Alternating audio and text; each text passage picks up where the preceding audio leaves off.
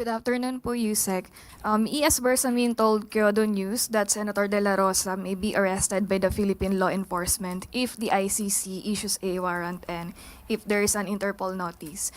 And before Duterte's arrest in March, the Interpol released a division notice which was transmitted after prior consultations with the government of the Philippines.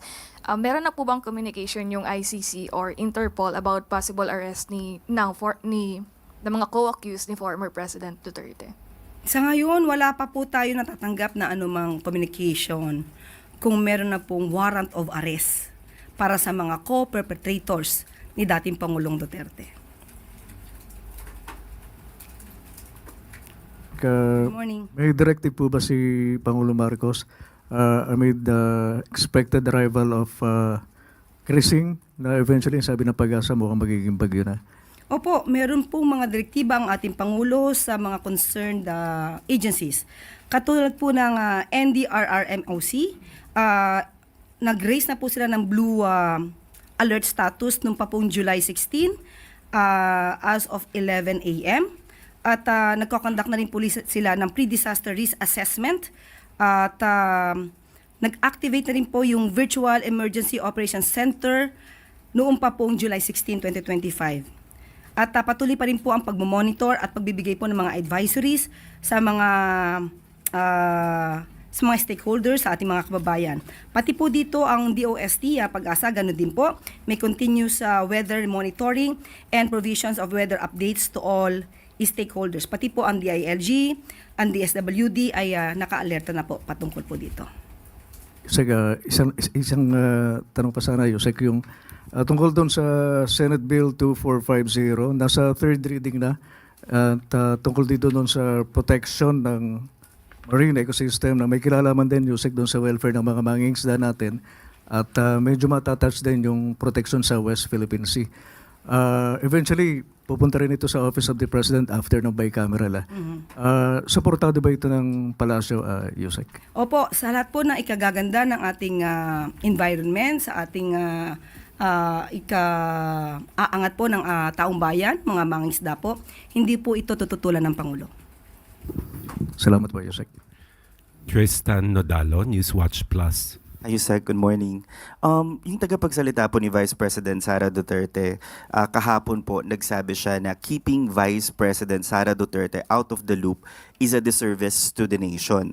Ang sabi niya po ay, kumbaga, yung hindi pagsuporta sa Vice President pagdating sa pondo ng kanyang mga proyekto at programa and not being able to support the Vice President is a great disservice to the country. May response po ba ang Malacanang dito?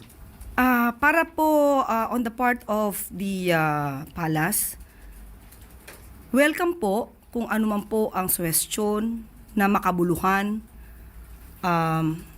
magandang suwestyon na magmumula sa OVP. Hindi po ito tinatanggihan at hindi po sinasara ng Pangulo ang pintuan sa Vice Presidente. Lahat po ng maaari ang suwestyon na makabuluhan ay tatanggapin po yan kung ito naman po ay makakatulong sa taong bayan. Tandaan po natin, mismong si Vice Presidente ang nagsabing siya daw po ay mayroong formula or alam para maipababa ang presyo ng bigas. Pero ayaw niya pong i-share sa gobyerno at sa administrasyon dahil ayaw niyang tulungan ang Pangulo. So, hindi po nanggagaling sa Pangulo o sa administrasyon na ito ang pagharang sa kanyang mga gustong gawin para sa taong bayan. Unang-una po ay handa pong makinig ang Pangulo sa anumang kanyang suwestyon na may kabuluhan. Patungkol naman po yata sa budget, hindi naman po humahadlang ang administrasyon na ito kung siya man po ay naghumihingi ng mas mataas na budget. Tandaan po natin, kahit po ang DBM, binigyan po siya, pinataas po ito sa original na or initial proposed budget nila for 2026. Binigyan pa po at in-increase sa 170 million. Inaprubahan po ito ng DBM at sa ngayon po ang proposed budget ng OVP ay from 733 million ay ginawa po 903 million. Okay, kung di po tayo nagkakamali, medyo malaki po kasi ang hiningi nila, ang proposed budget nila para sa taong 2025, parang 2.03 billion. At ang nagkataon lamang po na hindi niya po ito na ipagtanggol ng maayos sa House of Representatives. So kung ano man po ang naging desisyon ng House of Representatives ng Congress ay hindi na po ito saklaw ng Pangulo. Mas mabuti po siguro kung mas nais niya po na mas malaking budget bilang katulad ng isang estudyante, kung meron kayong thesis na gusto idepensa po niyo na maayos para po kayo mapagbigyan. On another topic lang po, si Senator Amy Marcos nag-file ng bill kahapon calling it a President Rodrigo Duterte Act. Sabi niya po, the bill hopes to prohibit the transfer of individuals in the Philippines to foreign entities not recognized under an active treaty or without the person's consent or a local court order. Violators may face up to 20 years in prison.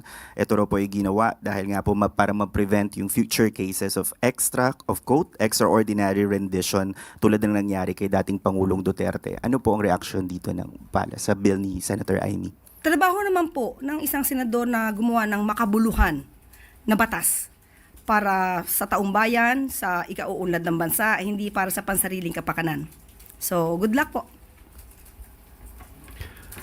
Ann Soberano, Bombo Radio. Yusek, good morning. Update lang po sana sa naging command conference na pinangunahan ni Pangulong Marcos sa Camp Aguinaldo. May mga instruction po ba siya or directives sa ating Armed Forces of the Philippines? Opo, nagkaroon po kanina ng command conference with the AFP at ginap po ito sa Camp Aguinaldo sa Quezon City. Pero yung ibang mga detalye po ay hindi po natin maibibigay for security purposes po. Okay.